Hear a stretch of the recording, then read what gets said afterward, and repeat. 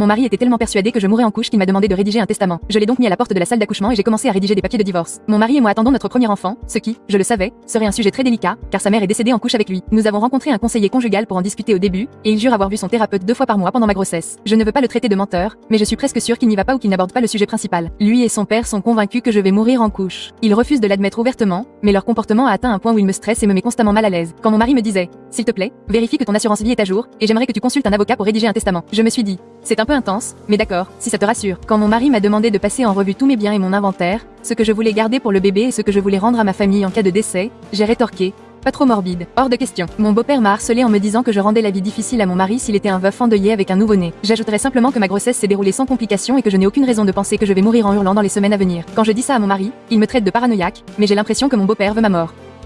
Depuis 35 ans, il est un père célibataire formidable et il semble impatient de pouvoir guider mon mari dans ce qu'il a traversé. À ce stade, je serais vraiment content.